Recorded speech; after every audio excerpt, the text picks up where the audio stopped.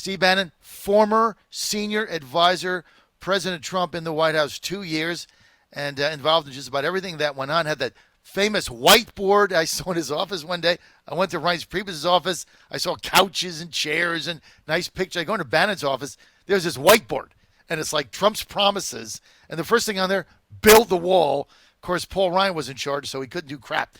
But he's joining us. Also, he engineered the Trump victory, and he used to be the chairman of Breitbart. And now he's head of this great C4 called Citizens for the American Republic. Follow him at Twitter, at CitizensAR, at CitizensAR. Check him out. Also go to webuildthewall.us. They're doing great things there. I'm watching the Hong Kong protests yesterday.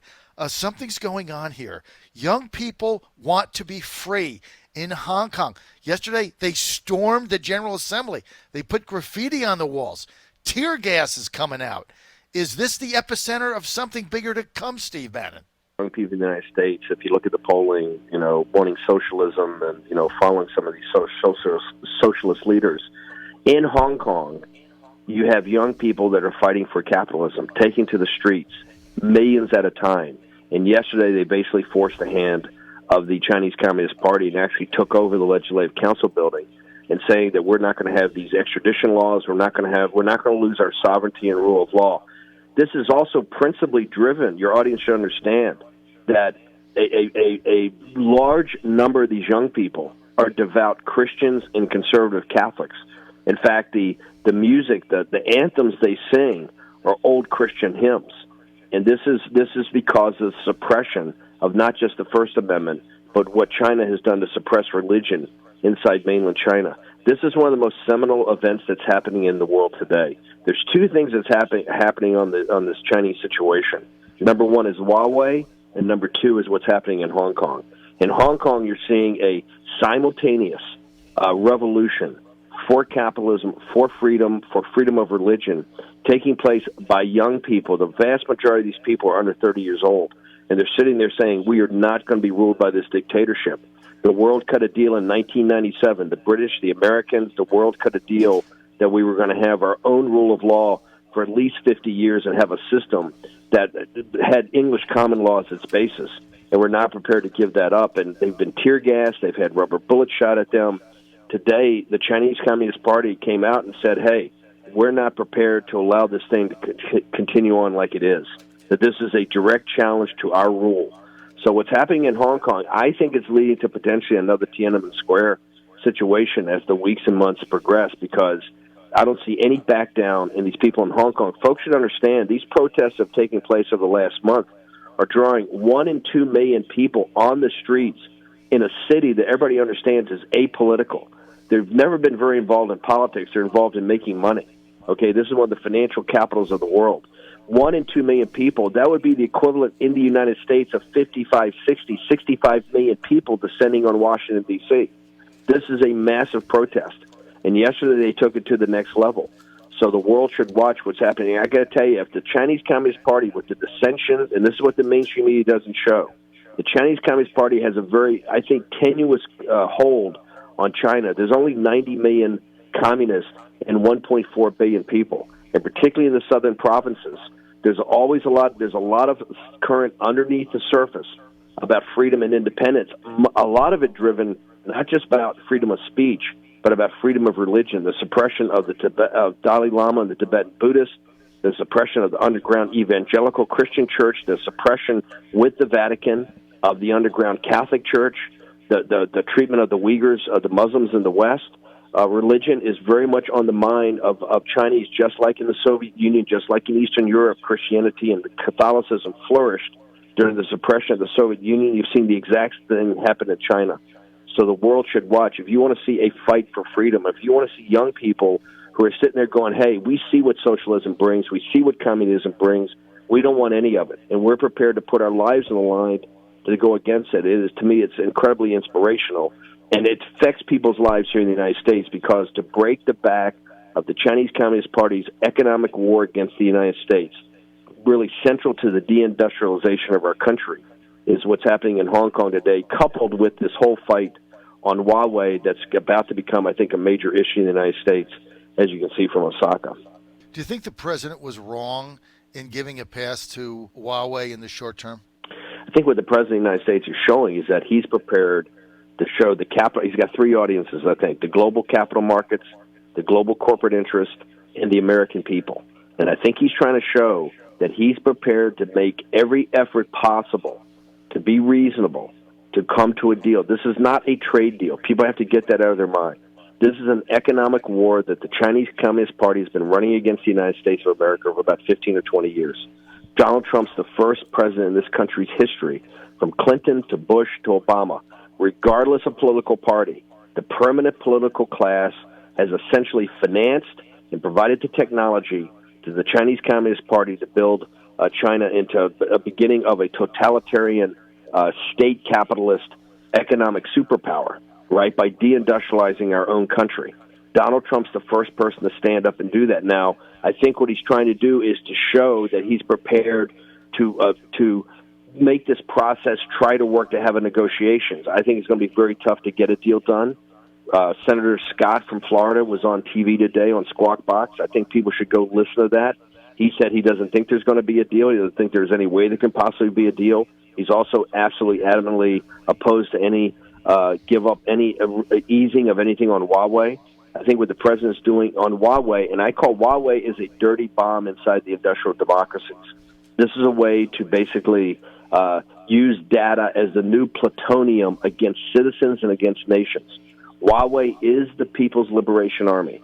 That being said, I think on the component side, particularly since there's some supplier issues, the President Trump's eased up a little bit, and he's eased up specifically in areas where it's not about national security, or so they're putting forward. I think we got to give President Trump some accommodation on this as they try to get these negotiations back on track. But I can tell you, I don't think on Capitol Hill, and I don't think in the national security community, and particularly I don't think now among our Western allies who are waking up to this, that there's going to be any real easement on Huawei. Huawei is essentially the Chinese Communist Party's, the People Liberation Army's technology branch, and what they're trying to do is dominate 5G. If they do that, it's game, set, match for that. They will dominate the future of all technology. What you just said, I agree with 100% because I don't think there is going to be a deal because what are the Chinese going to agree to, right? It's just going to be more stalls and lies that they've been doing for 50 years. And if you're the Chinese communists, you're just waiting out this election, right? Because you know if you get a Democrat in there, they're going to play ball with you and they're going to go back to the way it was, which the Chinese keep ripping us off so some farmer in Iowa can sell soybeans or whatever it is. Wall Street can make more money and the banksters up there get a bigger bonus by continuing to screw us and outsource labor. So if you're the president, you know the Chinese aren't going to come to the table with anything meaningful but talk. Right? Meantime, he suspended the second round of tariffs indefinitely, but does that also mean he suspended getting rid of the first round of tariffs? So no, I think it's critical. This is, I think, where they look. The Chinese want those first round of tariffs off. Remember, President Trump's got those first round of tariffs at 25%. That is, and this is where I think that people are not seeing how historic this is. This is something that wouldn't even be discussed under previous administrations. It would have been apostasy.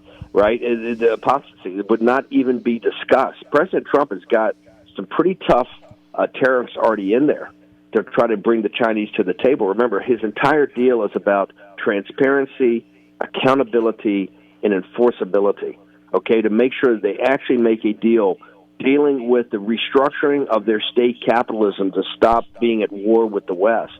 That has fundamental change in it. That's why they tore the deal up at the last second and walked away after negotiating for 9 months. He's very focused on fundamental, deep change. This is just not about buying additional agriculture product. It's not. This is much deeper than that. And that's why I think President Trump's trying to now, he has delayed or suspended the second round of tariffs to focus on getting back to the table and seeing and showing the world if the Chinese Communist Party can actually deal with the West in an even-handed manner. Remember, they have lied to us consistently. They were in the Rose Garden in 2015 with President Obama, where President Xi signed a document that said they were going to have no more cyber intrusions into American and Western businesses. And they completely, shortly thereafter started to dramatically increase their intrusions into Western businesses. So the Chinese Communist Party cannot be trusted. You have to have mechanisms in there to be able to monitor it, and you have to have mechanisms, and that's why they walked away. They actually saw what President Trump was demanding in this first round, they walked away. That's why I think any deal is going to be very, very, very difficult. But I got news for them.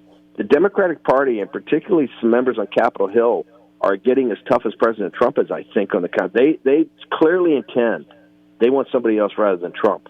They'd rather deal with a Democrat. But I think that they have misread the situation in that I think the entire country, particularly Democrats, to win those states of Michigan, Wisconsin, Ohio, Pennsylvania, and Iowa, are going to have to really get as tough on the manufacturing part of this with the Chinese Communist Party as President Trump is, at least as tough as President Trump is. So I think the Chinese I think they're dramatically misreading the American people. I think they feel that Wall Street and corporate America speaks for the American people, and that's what's led us down this road. The political class, Wall Street, and corporate America have led us to this position after 20 years. The Chinese Communist Party thinks that speaks for America. I think they've misread this. I think working class people and middle class people now understand the economic threat of the Chinese Communist Party, and it's not just about removing Donald Trump, which they're very focused on. I think they want another president rather than Donald Trump.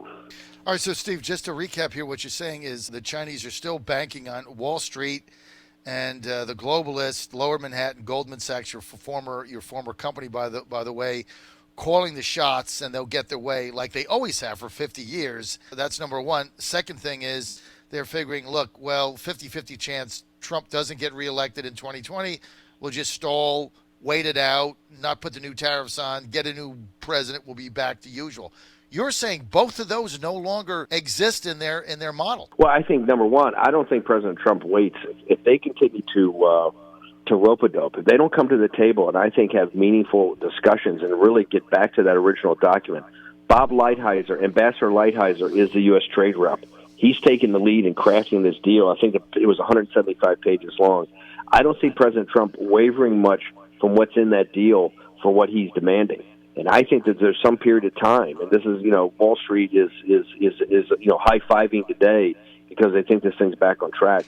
I think unless there's real movement towards a deal, and a deal that President Trump feels, accommodates what he believes is necessary to kind of restructure their economy to make it more in line with the West, I believe that he will put on this $325 billion of additional tariffs. I don't think that that's put off indefinitely.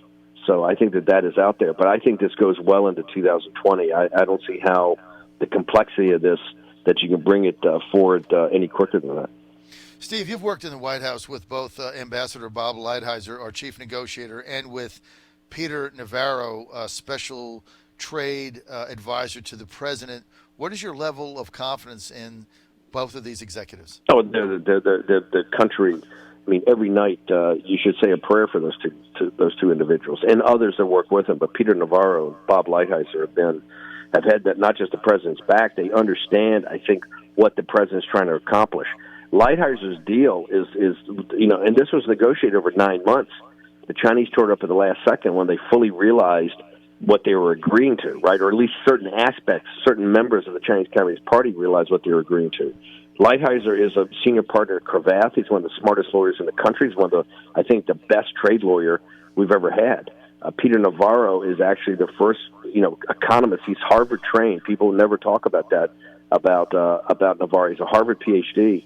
He's brilliant in his analysis of the Chinese economy and its effect on industrial America, on the manufacturing aspect of America. That's what the Chinese have a very focused strategy between One Belt, One Road, Made in China 2025, and Huawei's 5G rollout. Those three aspects are to become the dominant advanced manufacturing power of the 21st century and turn the United States and America into a tributary state. We would be Jamestown to their Great Britain.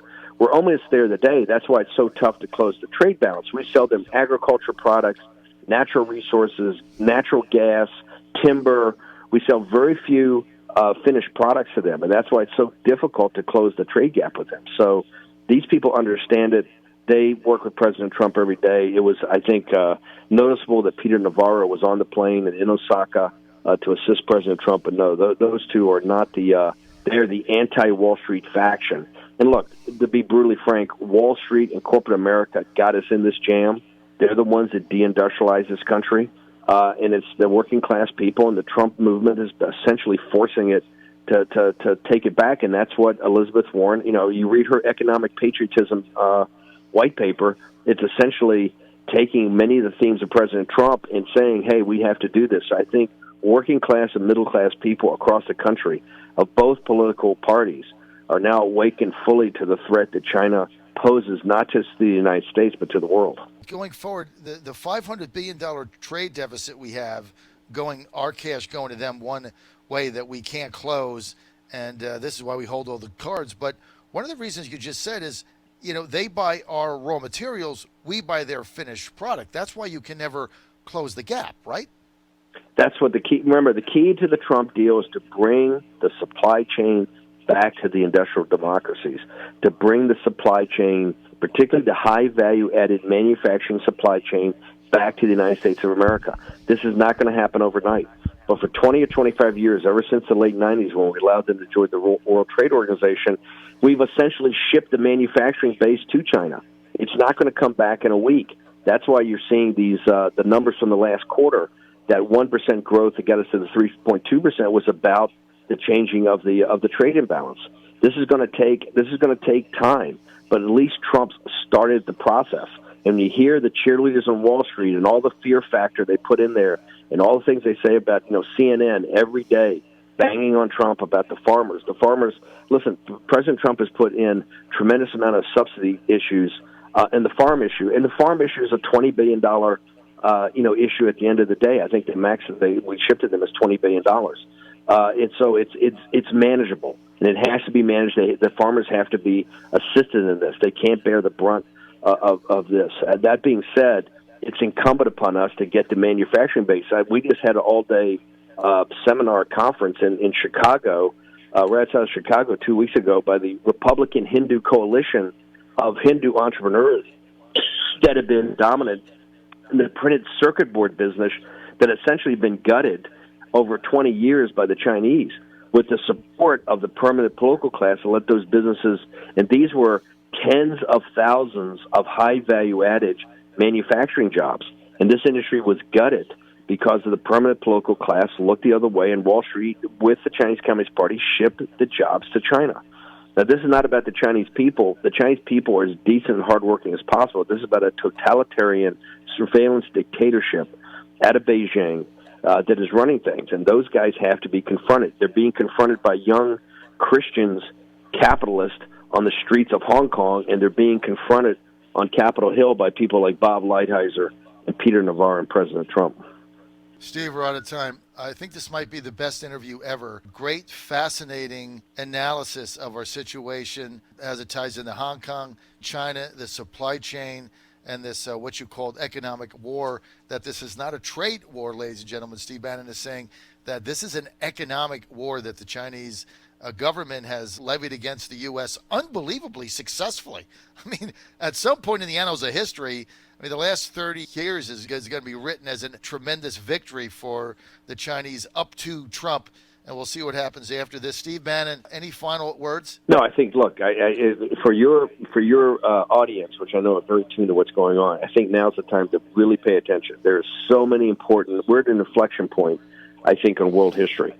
This great confrontation of the Chinese Communist Party and really what they represent, which is a totalitarian state versus freedom. What's happening in Hong Kong today is what happened in 1773 in Boston, right? That is what's so important, that freedom, particularly these people have been suppressed. They've had freedom for a while, now they've been suppressed, and they're saying, we're not going to tolerate this.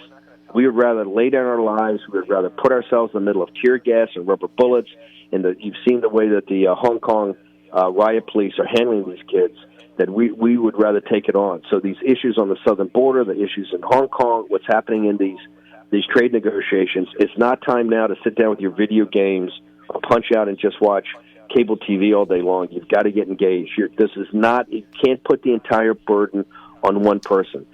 President Trump's got big shoulders, but everybody has got to heave to here. You've got to put your own shoulder to the wheel. If you want to do this, and here's the thing, stop whining and start doing that. So I think we've got a great opportunity to continue to turn this country around and to return it to the great country it was, but it's going to take a lot of work, and the people that are going to do it, John, are the people that listen to your radio show. Thank you, Steve Bannon. Thank you for being with us. You can follow Steve's organization, Thanks. C4, Citizens for the American Republic, at Citizens AR. Steve, thanks for being with us. Thank you for your time.